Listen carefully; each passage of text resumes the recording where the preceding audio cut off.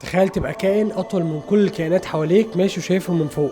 عندك نقوش غريبة على جسمك، عندك لسان طويل واسود، عندك اسلوب دفاع عن النفس وزواج فريد. هو ايه قصة الزرافة؟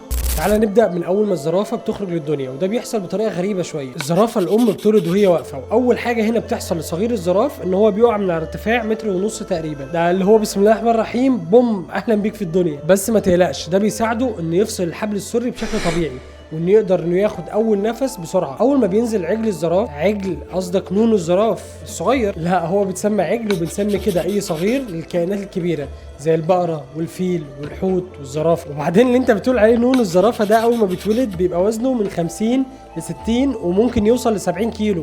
ده الوزن المثالي اللي انت بتحاول توصل له. يعني اول ما بتتولد الزرافه بيكون طولها من متر ل 80 سم وممكن يوصل ل 2 متر.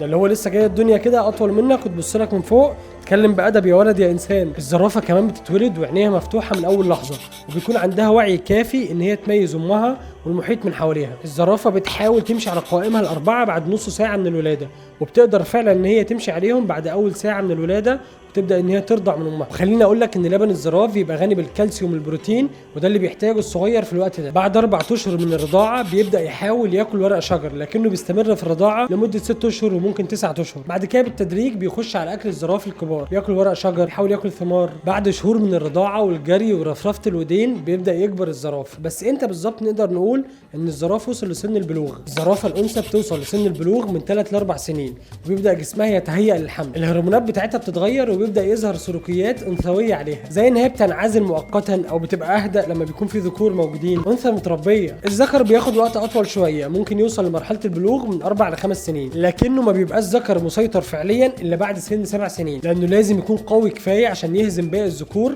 في معارك الرقبه الشهيره اللي هنقولها كمان شويه. كمان عند الذكور هتلاقي ان عظام الجمجمه بدات تقل شويه، وخصوصا عند منطقه الجبهه. جسم الذكور كتلته بتزيد ويبدا ياخد شكل عضلي اكتر. على نقيضه الناحيه الثانيه الانثى بتبقى جسمها انحف شويه وبيبقى رشيق اكتر، وبيبدا يحصل نمو تدريجي في الثدي وفي الرحم استعدادا للحمل. طب هو الزراف ممكن يعيش كام سنه؟ اللي ممكن نكون عارفينه ان الزراف البريه ممكن يوصل ل 25 26 سنه، لكن لو في محميات او في حدائق او اسر ممكن يوصل ل 28 سنه. هنيجي بعد كده جلد الزراف. بص كده، عجبتك النقشه؟ جلد الزراف بيتدرج من اللون البني الغامق وصولا للبيج، وبيكون جلده مليان نقوشات على شكل بقع بشكل غير منتظم. لكن غريب والعجيب ان كل زراف ليه النقشه الخاصه بتاعته، زي بصمه صباعك كده، يعني مش هتلاقي نقشه تشبه الثانيه. لو بصيت على عينيها هتلاقي رموشها طويله، وده بيحميها من الاتربه والشوك اللي بيكون موجود في ورق الشجر، على عكس ما الناس فاكره ان الزرافه ملهاش صوت، الا ان بيكون لها همهمه واطيه جدا ما بنسمعهاش، وبيكون في ترددات للصوت بتاعتها بتنتقل في الجو، بيقدر يميزوا الزراف بينهم وبين بعض. لو بصيت على رجليها هتلاقي رجليها الاماميه ممكن توصل لمتر و80 سم،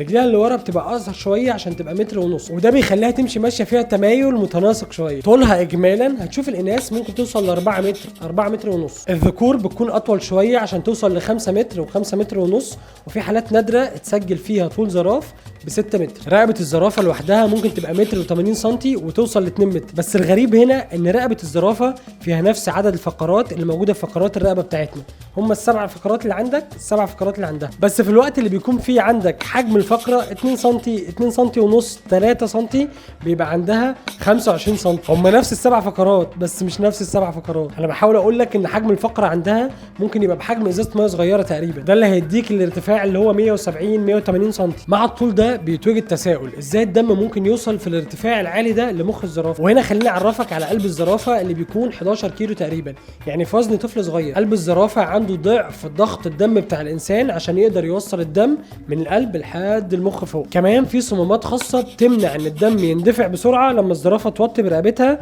عشان تشرب من الميه تحت. لو بصيت على ودنها هتلاقي ودانها صغيره نسبيا، تقدر ان هي تحركها في كل الاتجاهات، وده بيساعدها ان هي تلقط اصوات من على مسافات واتجاهات مختلفه. اذن الزرافه الصغيره دي مع عينيها الكبيره الواسعه مع الارتفاع العالي ده بيديها رؤيه جباره لاي حد جاي من بعيد او اي صوت بيقرب عليها. لو شفت لسان الزرافه هتشوف ان لسانها طويل لا مش طويل ان هي بتشتم وكده، لسانها طويل فعلا، ممكن يبقى 45 او 50 سم، يعني نص متر تقريبا. لو بصيت على لون لسان الزرافه هتلاقي لونه اسود عشان يحميه من اشعه الشمس، لان هو طول اليوم بيمد لسانه عشان يلتقط ورق الشجر. ولسانه قوي جدا لدرجه انه يقدر يقشر الاشواك من على الاغصان من غير ما لسانه يتجرح يعني لسانه طويل وقوي جدا، فما تهزرش معاه. لو طلعت فوق على دماغه هيتهيأ لك انك شايف قرنين، لكن دول مش قرنين، دول بروزات عظميه بيتغطوا بالجلد والشعر، مش قرون زي اللي عند الماعز والجاموس والبقر. عند الاناث هتشوف القرون فوق اصغر شويه ومتغطيه بشعر ناعم. عند الذكور هتشوف القرون فوق اكبر واعرض، وغالبا ما بيبقاش عليها غير شعر خفيف او ما فيش خالص بسبب المعارك اللي بيعملها مع الذكور الباقيين. الزرافه في خطوتها العاديه ممكن تاخد 2 متر، 2 متر ونص، 3 متر، ولو كانت بتجري مدى خطوتها ممكن يوصل ل 4 ونص، 5 متر. خد بالك الزرافه ممكن تجري بسرعه 60 كيلو متر في الساعه. الزرافه رغم ان هي تبدو كائن هادي ورقيق، لكن ورا الرقبه الطويله دي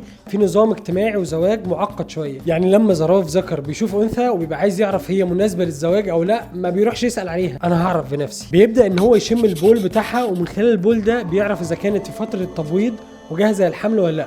ولو لقاها جاهزه بيبدا فتره التودد. بيحاول يكون حواليها بشكل هادي، ممكن يحاول يلمس رقبتها برقبته، ده في حاله ان هو الذكر الوحيد وان مفيش ذكور حواليه. لكن لو باقي الرجاله موجودين وفي ذكور تانيين حواليه بتبدا معارك اسمها النيكينج. بيبدا الزراف يخبط بعضه براسه زي السيوف بالظبط، كأن اتنين بيبرزوا بعض. ومش محتاج اقول لك ان الزرافه الانثى بتبقى بتراقب وبتختار طبعا الاقوى واللي بيقدر يهزم الباقي. العادي ان الزرافه الانثى بتحمل في جنين واحد، وبتكون فتره الحمل تقريبا 15 شهر، يعني اكتر من حمل الانسان. الزراف مش بيعيش في مجموعه ثابته زي الافيال والاسود، بيعيشوا في مجموعات مرنه بنسميها ابراج الزراف، والمجموعات دي بتتغير. ممكن تشوف مجموعه النهارده من 10 زراف، بكره تلاقيهم 12 وبعده تلاقيهم 5. مفيش قائد معين ليهم، ومفيش تسلسل هرمي، واللي عايز حاجه يعملها. يمكن تقول الاناث هي اللي بتبقى في مجموعات صغيره ثابته عشان بتكون مع صغارها. الذكر بيميل ان هو يعيش لوحده او يعيش في مجموعه صغيره من الذكور، وبيتحركوا من مكان للتاني عشان يدوروا على اناث. موطن الزراف الطبيعي هو السافانا، وهتلاقيه بيعيش مع حيوانات زي الفيل والقرد والجاموس الوحشي والحمار الوحشي، وكمان طيور البقر اللي بتساعدها ان هي تنظف القرون بتاعتها من فوق. كل الجيران اللي عايشين مع بعض دول بيبقوا زي شبكه انذار مبكر، لو مفترس قرب من حد بيبدا الباقي ان هو يهرب. بص الزرافه شكلها طيب وهادي ازاي، لكن لما الخطر بيقرب منها حاسب. عندها ركله من اكتر الركلات القويه في عالم الحيوان. رجليها الطويله مش بس للجري، دي بتقدر ان هي تركل بيها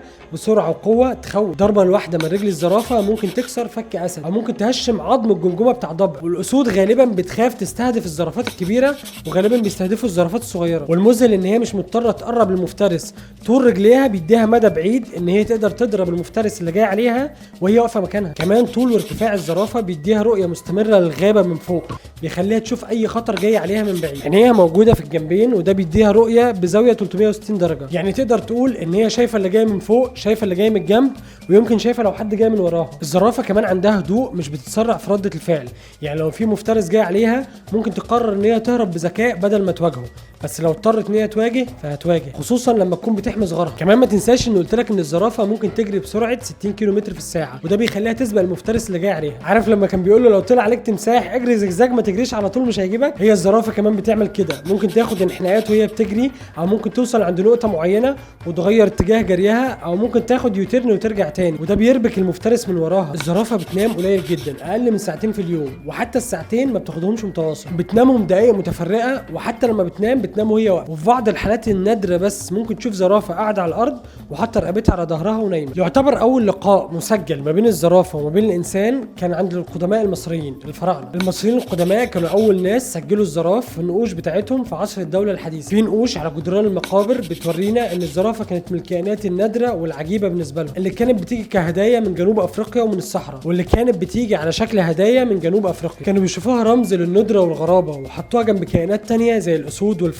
وفي سنه 46 قبل الميلاد يوليوس قيصر جاب اول زرافه لايطاليا كجزء من استعراض النصر بتاعه في روما، وساعتها الناس افتكروا ان هي هجين ما بين الجمل والفهد، او ان هي نص جمل ونص فهد. وفي القرن ال15 الزرافه بقت هديه نادره بيتهادى وبيتبادل بيها الملوك بينهم وبين بعضهم، زي مثلا لما السلطان المملوكي في مصر اهدى زرافه لملك فرنسا. بعض القبائل في شرق افريقيا جربت ان هي تاكل لحم الزرافه، كانوا بيصطادوها وبيعتبروا ان لحمها غني وغريب. كمان كانوا بيستخدموا ديل الزرافه في الزينه او بيستخدموه في الطقوس بتاعتهم، وكان ديل الزرافه في بعض الثقافات الافريقيه يرمز لشيء ملكي. لكن مع تطور الوعي البيئي الزرافه دلوقتي بقت من ضمن الكائنات اللي بيتم حمايتها، واي صيد ليها ممنوع دوليا. كمان الانسان لما قابل الزرافه حاول ان هو يروضها، بس الموضوع ما نفعش، وده لانها مش كائن اجتماعي بالقدر الكافي. كمان مش بيستجيب للتدريب زي الخيول والجمال. كمان طريقه جسمها وصوتها اللي يعتبر مش موجود بيصعب التواصل بيننا وبينها. لكن ممكن الزرافه تتآلف مع وجود الانسان وتتكيف مع وجوده في بيئه قريبه منها زي حدائق الحيوان، بس ترويض حقيقي ده شبه مستحيل.